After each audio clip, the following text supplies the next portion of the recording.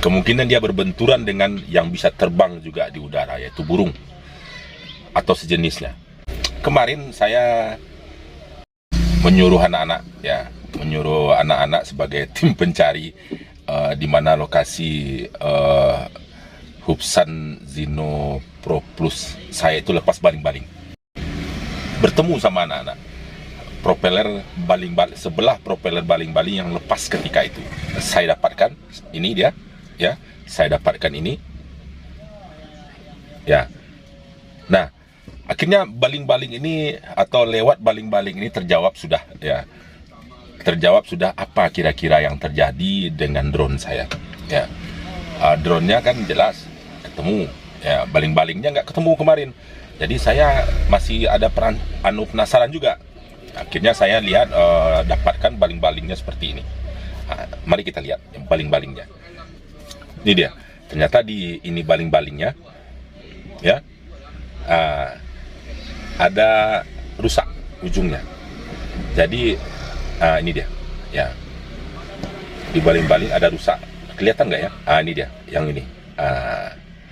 Yang ini ada kerusakan di baling-balingnya. Saya coba begini ya. Ini mungkin jelas. Nah, ini setelah saya pikirkan, saya dapatkan sebuah kesimpulan yang saya rasa kalau tidak 100% benar, 80% benar hasil analisa saya ini. Jadi sebelum jatuh di dekat saya menduga atau patut diduga bahwa drone ini mengalami benturan baling-baling nun jauh di sana. Ketika dia jauh di sana, ketika saya terbang 11 kilo, dia menabrak sesuatu, berbenturan dengan sesuatu. Ya, karena ketinggiannya cukup tinggi, tidak mungkin dia berbenturan dengan kabel, tidak mungkin dia berbenturan dengan tiang listrik. Jadi kemungkinan dia berbenturan dengan yang bisa terbang juga di udara, yaitu burung atau sejenisnya. Ya, karena itu sore, saya rasa sore itu adalah jam terbang burung. Jam terbang burung pulang ke kandang.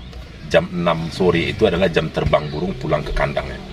Itu jam-jam di mana dia pulang ke kandangnya.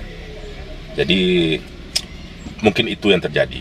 Namun baling-balingnya tidak serta-merta lepas.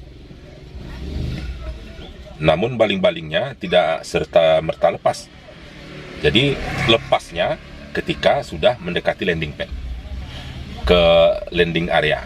Ya, ketika saya akan mendaratkannya di landing area atau di landing zone-nya, baling-balingnya lepas. Terlihat lepasnya ketika itu. Dan akhirnya oleng dan akhirnya terbentur ke aspal. Akhirnya terbentur ke beton lapang basket. Drone ini mengalami benturan di udara ketika jauh di sana, ketika saya terbang 11 kilo. Namun ketika terjadinya benturan di baling-baling yang kena ini, baling-balingnya tidak serta-merta lepas. Ini ya, ini tidak serta-merta patah. Ini tidak serta-merta patah. Artinya tidak langsung ketika itu. Mungkin agak hampir-hampir patah. Ya. Sehingga ketika sisa kekuatannya saya gunakan untuk landing. Ketika landing itulah baling-balingnya patah. Baling-balingnya patah sepertinya. Patahnya di pangka.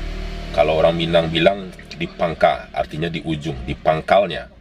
Ya, ini dia, di pangkalnya betul. Nah, di situ saya mengetahuinya. Akhirnya saya mengetahui bahwa Zino Pro Plus ini mempunyai 2 tipe baling-baling. Ya, 2 tipe baling-baling juga.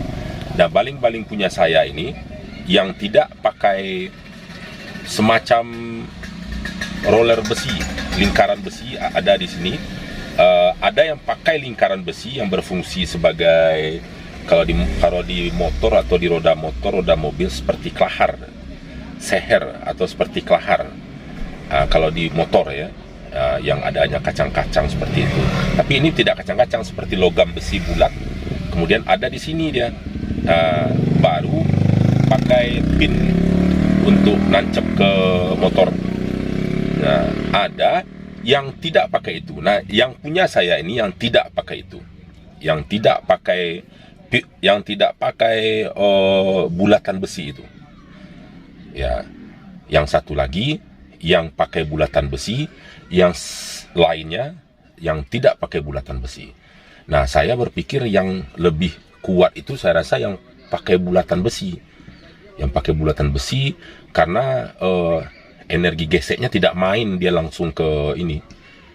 Energi geseknya dia tidak main langsung ke baling-baling, tapi mainnya di bulatan besi tersebut. Mungkin itu menjadi catatan pengalamannya, tapi tetap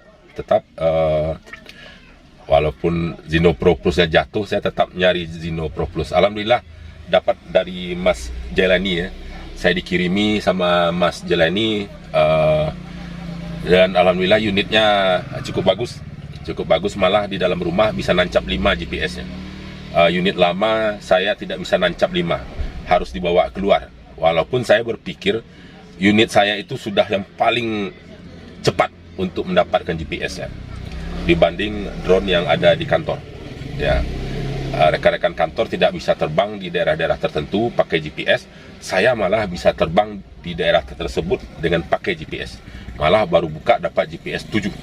Ya, sementara kawan ini tidak bisa dapat GPS dengan kondisi drone-nya. Ya, jadi tidak menjamin drone yang mempunyai branded itu bisa bagus diterbangkan, atau drone yang tidak branded sekalipun itu tidak bagus kita terbangkan. Tetap salam satu langit, Zino Pro Plus menurut saya masih terkuat di udara, terutama soal jarak. Ya,